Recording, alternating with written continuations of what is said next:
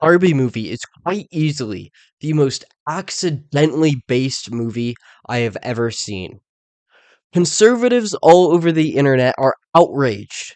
They are yelling and fighting back against this movie, saying that nobody should see it because it is feminist propaganda. However, while it is clearly an attempt at feminist propaganda, fails so hard to be it that in all reality, it is one of the best anti feminist pieces I have ever seen. It may be the greatest cinema piece for anti feminism ever made. I seriously have never seen a better, red pilling movie. They mistakenly made Ken one of the most lovable characters of the year. I went into the Barbie movie. I did not think I would enjoy it. I watched it thinking, oh, you know what? I'm going to end up just thinking this is, feminist trash. Because, that's kind of what I expect from Hollywood at this point. But I came out of it thinking it was one of the greatest films ever. I don't know if I'd go that far. But seriously, it's a very great movie. And it is a great promoter of masculinity, the patriarchy, and shows everything wrong with feminism. But I'm going to break it down real quick because, most people won't understand when I say Barbie is one of the most conservative films made in the modern era. So, right at the beginning, we are introduced to the main antagonist of the movie, Barbie. We see her wake up into Barbie land. Everything is perfect. Everything is going right for the Barbies. We see, it makes a few jokes. Oh, her heels don't touch the ground. She takes a shower with no water. She drinks with, no water. She eats without actually eating anything. And then, she floats off the Barbie house because, nobody had him walk down the stairs. So, she does all that, and we see that all the Barbies are extremely happy. They all are living in this feminist, matriarchal utopia. Every single position of power is filled by a woman. They have a all-female Supreme Court. They have a female president. They have like a female Mount Rushmore. Pretty much everybody important is a woman. Every single job, every single position in the world is female. We are then introduced to the Kens. We see the main Ken, right? Beach Ken is what he's known as. He is the counterpart to the Barbie that we are following. The Barbie, by the way, that we are following, that is the main antagonist, is stereotypical Barbie. But I will just be referring to her as Barbie for simplicity's sake. But we see Beach Ken, who I will just be calling Ken throughout the film. Main Ken. We meet Ken. He tries to impress Barbie by, going and surfing on the beach, but, there's no water, so it's difficult for him to do, and he ends up hurting himself, where he is taken to the doctor and he is mocked. At this point, we pretty quickly realize that the Kens, their entire purpose is getting attention from Barbie. They are only happy when Barbie looks at them. They have no homes. They have no love, they have no attention, they face constant rejection, they are broken and lonely. This is further emphasized by when Ken goes to Barbie's beach party. We see every single Ken is fighting for attention from stereotypical Barbie, who seems to be kind of like the main girl that all the Kens want. There is multiple Barbies. There's a Barbie for every Ken, it seems. But interesting enough, we see at least, I believe, 5 Kens trying to dance with stereotypical Barbie in this early scene. But what we see, like I said, is, Ken is getting rejected. He's fighting with the other Kens for attention. He has no brotherly bond with the other Kens in the area. And his entire focus is just trying to get Barbie to see him for who he is. Barbie will, at this party, reveal her negative thoughts about death. Now, most people won't pick this up, but this is kind of a metaphor for Barbie having a midlife crisis of sorts. what we see is she's starting to hit this like middle age, right? Where she's grown up, she's been having all this fun, she's been having girls' night every night, which is what she tells Ken, right? Every night is girls' night, which is why, he can't spend the night when he asks, when he is rejected. Every night is girls' night. Instead of ever settling down with a man, with a Ken, and starting a family, which they are Barbies, they are dolls, so it is assumed that they can't do that. They make multiple jokes about how they don't have genitals. Kind of weird for a kids' movie, but, you know, we see this kind of allegory for a woman who has spent her entire young youth, her entire prime, partying, hanging out with the girls, never worrying about settling down with a man, and just kind of having a good time. But she starts to have thoughts of death. She starts to develop cellulite. Her reality is snapped. Her perfect world is shattered, and it is replaced with, these negative thoughts. And what this is showing is, we have this middle-aged woman who's realizing that she's past the age where she can have kids. She's getting to this point where she arguably will no longer be able to settle down, which, isn't literally true for Barbie because, again, she's a plastic doll, she doesn't age. But the character that she represents, the other antagonist of the movie, Gloria, who is the woman who is playing with the Barbies, she does age, and she is reflecting this onto Barbie. Because, she seemingly is part of a family that is kind of distant from each other. She's clearly unhappy with the situation she's gotten herself in. It seems that she's settled with a man, but we will get onto that further later. Because of these negative thoughts Barbie is having, she is forced to go see a Weird Barbie. Weird Barbie is basically just like the ugly duckling of the group. Nobody likes her. She is past her prime by far. She is unhappy. She is distant from everybody. No real social circle from her. Her backstory is basically she was just played with too hard, which really you can make it as a allegory for a girl who, she was played with too hard by, all the men through her prime, and then she ends up being a weird cat lady as she ages. That's what we see with the Weird Barbie. But what the Weird Barbie tells her is she has to go to the real world to help the woman who is depressed because she is, projecting those negative thoughts onto Barbie, and then that'll fix her cellulite, that'll fix her aging of sorts. Now Barbie is leaving, and to end off their time in Barbie Land in like this kind of first act, you could say, Ken appears and he basically snuck onto her car and he's joining her because Ken wants to serve, Ken wants to protect, Ken wants to provide for Barbie. He has never been given this opportunity, so he has kind of inserted himself into that role. And that's what we see here. Barbie is clearly very annoyed, and she is not appreciative of this gesture Ken is giving her. But, anyways, they make the long journey to the real world. Now, when we actually see the real world, it is a mix of two things. One, it's like this idea of what feminists seem to think the patriarchy is. Barbie enters and she's getting catcalled, she's getting sexually harassed immediately by literally every single man she talks to because that's how the real world works. It is full of men with cartoonish behaviors directed at Barbie. Ken, on the other hand, though, is, treated like a guy. The patriarchy was actually kind of well done in this aspect. We see that the guys are all complimenting Ken. They are messing with him. They're kind of giving him a hard time because he's dressed in this very exotic outfit. He's in like all these colors, but guys get it. They're messing with him. They're all having a good time. They're complimenting him, giving him high fives.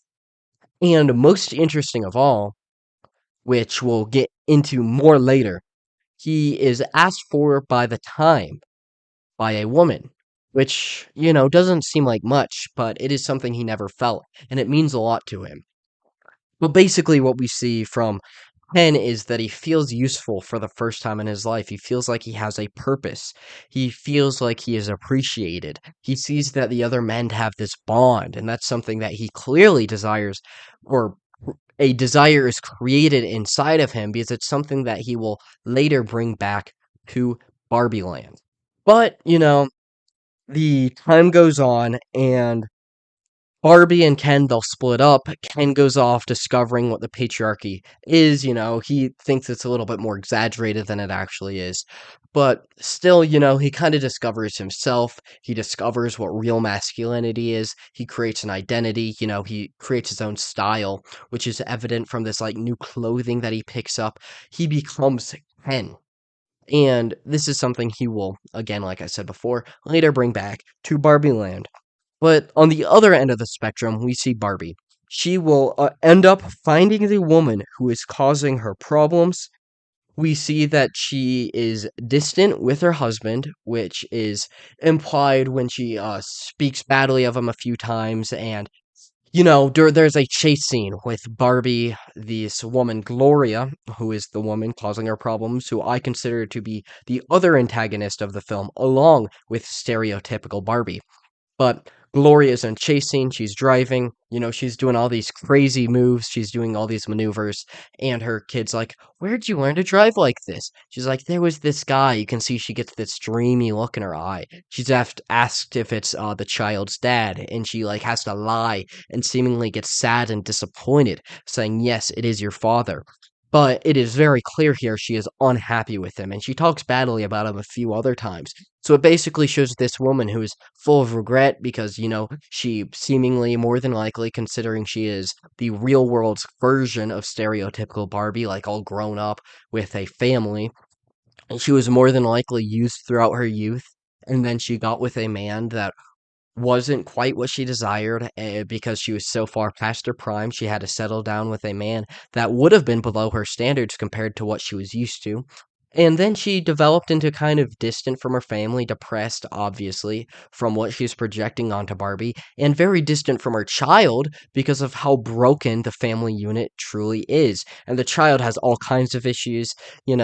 First time she meets Barbie, she freaks out and calls her a fascist. So that's the type of kid we're dealing with here. She's an interesting one. But so yeah, we see that she's in the middle of this midlife crisis, which she is projecting onto Barbie.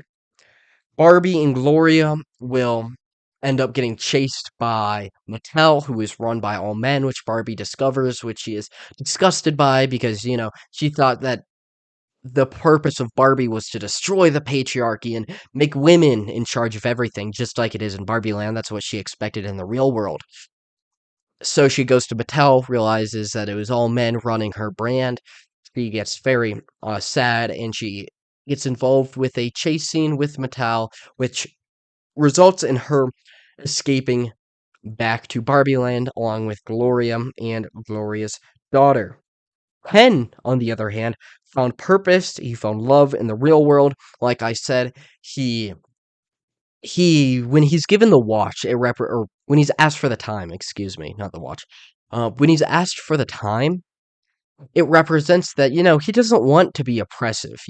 When we look at Barbie Land, we see an oppressive matriarchy, which has the entire purpose of pushing down men and empowering women at all costs. We see the men are all at competition with each other. They have no purpose. They are all very unhappy because they never actually get Barbie, while the Barbies are all very happy. But Ken is very, very ecstatic when he gets to help a woman. It shows that what he wants to do is provide and protect women. He wants to take the masculine role. That's why he wants to help the woman with the time, because it represents this masculine desire to help women. So when he found this purpose and love in the real world, he races to bring the patriarchy back to Barbie Land. Now, in the next scene of this, we visit Barbie Land once again. Barbie is driving through. She's blushing about how wonderful the matriarchy is inside Barbie Land and how women have all the power and all the control. Interesting enough, she is asked, "Where do the Kens stay? And where do the Kens stay at night?" And she says, "I don't know." This is because the Kens have no homes. Their entire purpose is surrounded around Barbie. So when they don't get to stay the night, which is what Ken wants to do, he just wants to stay in the Barbie house. what we kind of have to assume from that is they are homeless. They are on the streets. They are on the beach. They have no place to stay. The Kens are nothing without Barbie. But Ken, after seeing the real world and seeing the patriarchy and seeing this system that was, built by men for women and children, which I've explained before in a couple of other previous videos, he sees an opportunity to change Barbie Land to make it better for everyone. So Ken beats Barbie back to Barbie Land, and he explains the patriarchy to all the Barbies and Kens. Immediately, everyone falls in love with the new system, which really shows the shakiness of the matriarchy to begin with. As Barbie Land becomes Ken Land in quite literally a single day, Kendom, a play on kingdom, Kendom is established in just a day. The men take over everything, and all the women are ecstatic to get to relax and take the feminine role. One woman even goes about how it's like a spa day for my brain every day. While she's loving it, she's giggling, she's laughing, she's embracing her feminine energy. That's what we see in the Kenland. Everybody is happy, right? And it shows that nobody actually liked the matriarchy because, the women are all happy when they get into this patriarchal system with the men in charge. And the men, or the Kens, they, for the first time ever, actually get this opportunity to be, like, happy. They get to fulfill their masculine role. They're getting taken care of by the feminine Barbies now. Everybody has their own unique purpose in society. The Kens are running things while the Barbies are serving the Kens. And everybody is ecstatic with this. Like I said, this system is put into place in literally a day. A news program pops on with a Barbie and a Ken talking about how great the new improvements are for Barbie Land, and everybody loves it. It is basically this masculine paradise. From what we see that the Kens, they finally have a brotherly bond. They are no longer all in competition with each other to get, stereotypical Barbie. They are now together. They are all friends. They are all brothers. While the Barbies are there to serve them. They're there to help them. They're there to assist them. They're there to fulfill the feminine role while the men get to take the masculine role, which is a very, very beautiful thing. On top of this, in the real world, it is stated that Kenland is much more profitable than Barbie Land. What does this have to say about the conservative part of this movie? I mean, it's not as much as the rest, but it shows that even the real world loves patriarchal Barbie much more than they ever loved previous Barbie. It says that a blockbuster film was being created immediately after one day of Kenland being established. It becomes much more profitable than Barbie ever was. They immediately started to create a movie which managed to be a box office smash hit before even being released. That says something about the true power of the patriarchy. Everybody in the real world love it. Everybody in Barbie Land loves it. This, however, cannot last forever, as all good things. Barbie return, or I should say, stereotypical Barbie. She returns and is horrified by the new Barbie Land. She can't comprehend that the Barbies would give up the matriarchal society they had constructed. She sees the real world, and her desire is to, be queen. She wants all the attention to be on her. But the truth is, she doesn't actually know what she wants, which is evident by the end of the movie. But she has a full-on emotional mental breakdown after seeing her matriarchal society fall and seeing every single Barbie and Ken happy. She somehow needs the Kens to be a lower class citizen instead of everybody being equal. She is then brought to Weird Barbie by Gloria and her daughter to try to fix her. They somehow magically come to the conclusion that the Barbies must have been brainwashed to want the patriarchy because there's no other reason. How they brainwashed the Barbies, we don't know. All we know is that Ken goes back to Barbie Land and he shows the patriarchy. Everybody loves it and everybody is happy, which could have been a great ending to the film, right? The patriarchy comes in, saves the day. Finally, the Kens have a purpose. They are no longer literally living on the streets, while the Barbies are very happy in their new feminine roles, where, as the Barbies quite literally say in the film, they are given a spa day for their brain every day. Gloria then begins to give a speech about how hard it is to be a woman in the modern day. Ironically enough, every single problem she states is caused by feminism. She talks about how women are expected to take up both the masculine and feminine roles in society. The masculine and feminine roles. That was not a thing before first wave feminism. The women were not expected to take on a single masculine job. You know, she complains about how she's expected to be a career woman and a mother. That is a problem solely created by feminism. She complains about how she has to be, emotional and she has to be strong at the same time.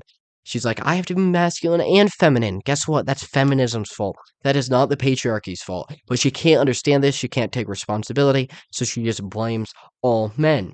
Somehow, this magically causes one of the happy patriarchal Barbies to immediately become unhappy, and she is brainwashed into hating the patriarchy. So the Barbies, so these like weird unhappy Barbies is what we see. Gloria, stereotypical Barbie, the weird kid that hates fascist Barbie for some reason, because Barbie's a fascist now. And weird Barbie, the undesirables, the people who failed, the people who aged and missed their prime. They all see all this happiness and they can't handle it. So they decide they have to brainwash the happy Barbies into hating the patriarchy so they can get back to the system they're used to, which is, tearing down men. So after Gloria gives this speech, it they discover that Gloria's complaining brainwashes Barbies to hate the patriarchy. They go ahead and, kind of trick the Kens into distracting them while they brainwash the rest of the Barbies. Then the ultimate plan comes together, and all the Barbies, they pretend to like the Kens, emotionally manipulating them by pretending to be interested in them and then going and being interested in their friends. They emotionally manipulate and destroy them into hating each other. These women, right? This is what we see. We see the Barbies go ahead and pretend to like the Kens just to cause hatred between them and their brothers. That is one of the most evil. It was one of the most evil things I'd ever seen. I've never seen a more sad end to a governmental system, end to a beautiful, beautiful reign of a great king, King Ken. This is what you have to be careful for, ladies and gentlemen. Not ladies and gentlemen, just gentlemen. Gentlemen, you gotta be careful because the greatest destroyer of men all throughout history is always women. The way that they take down every single great man is by distracting him with women. So you got to be careful. You can't get fall in love too hard. Otherwise, that'll be used against you inevitably. So honestly, get married to a girl that you actually like, that is actually, good, conservative, feminine, because then, it's much harder to emotionally manipulate you with all these whores. So there you go. But yeah, the Barbies emotionally manipulate the Kens into hating each other. This results in a war, a conflict, because, men have this tendency to, fight wars over little things like women, unfortunately. I mean, I'm sure that's happened a few times throughout history.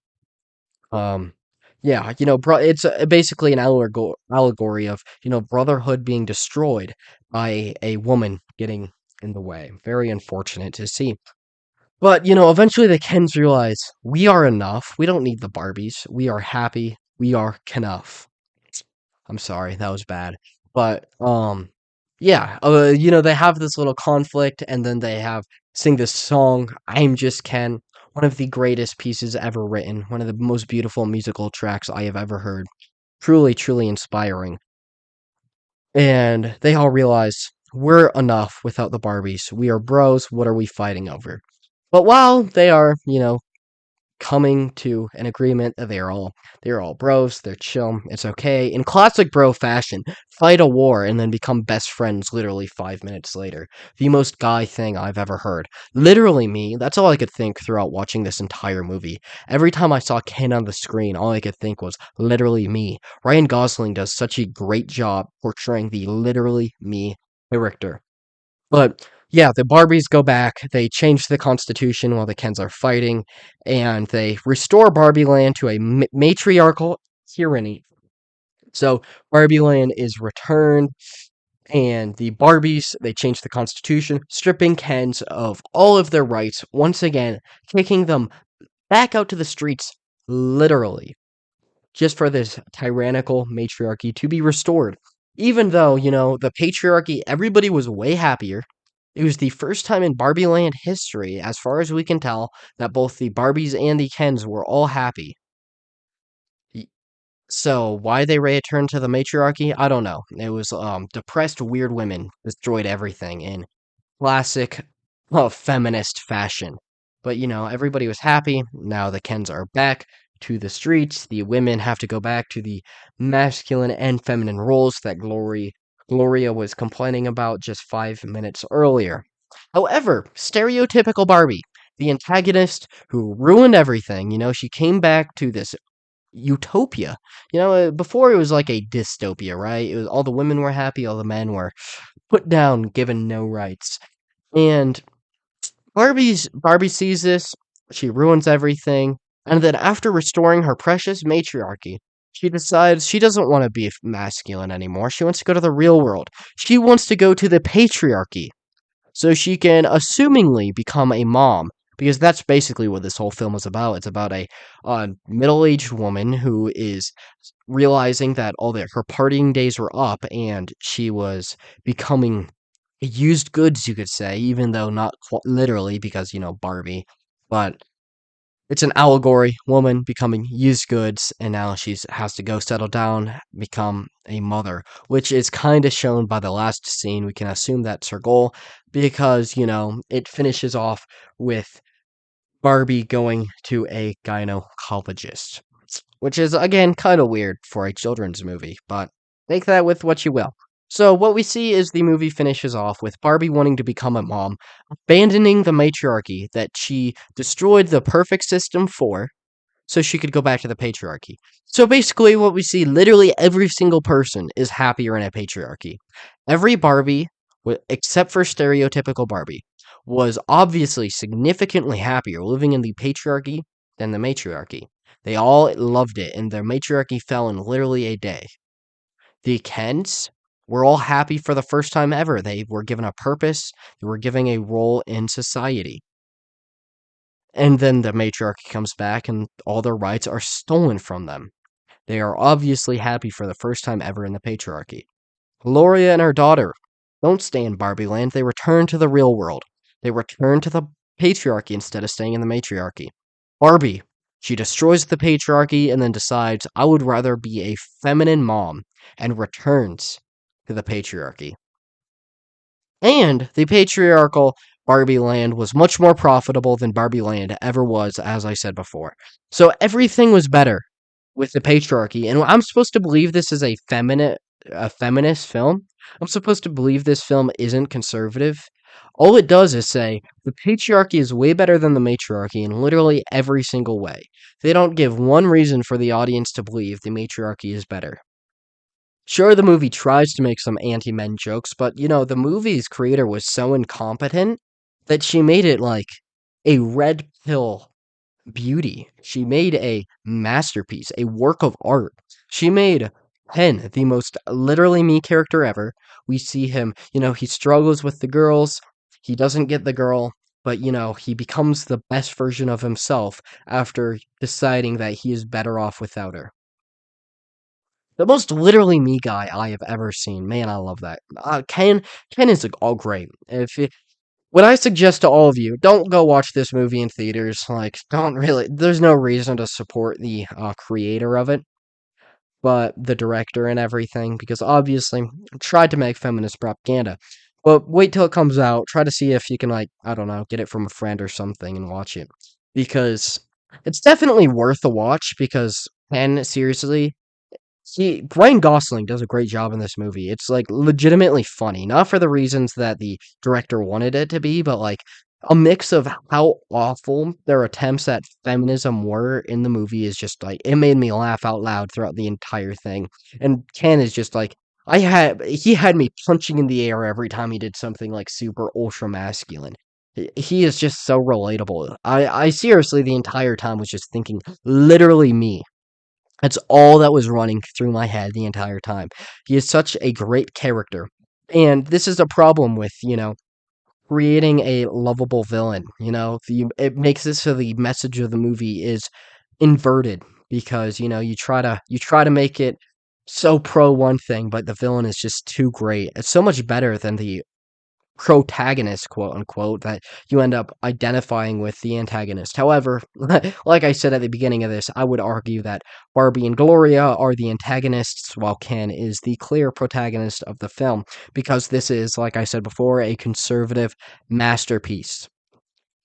So, yeah, we have Ken, who is the most literally me. I know I've said it like 100 times, but I cannot push it any harder than it said throughout the movie. It's a great thing. But yeah, it's just such a great film. Ken takes over. The patriarchy is better than the matriarchy throughout the entire film.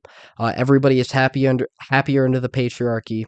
The film does nothing to suggest otherwise. There's nothing feminist about the film. I'm tired of people like Ben Shapiro, trying to dunk on it, because honestly, the new conservative strategy we need to change it up, because there's a reason we've been losing the culture war for all these years.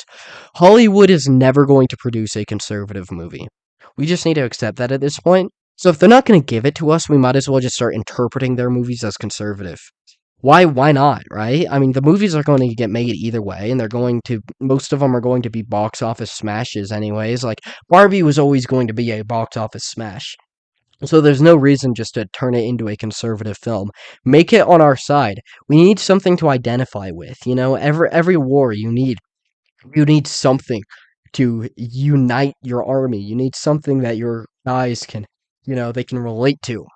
And that's the purpose of Ken. So that's the future of conservatism. The future of conservatism is interpreting movies to be inherently conservative. Because this Barbie was clearly a conservative film. It was clearly anti feminist. It was clearly very, very pro patriarchy. The most pro patriarchy film I have seen in my entire life. And it's time we start recognizing that instead of crying. This is the future, ladies and gentlemen. Welcome to Kenservatism. That's going to be it, though. So, you know what? If you enjoyed the video, like and subscribe. I greatly appreciate it. The only way we can take back this country is together. So join the fight. But yeah, like I said, I'm heading out. So long. Peace out. God bless y'all. And long live conservatism.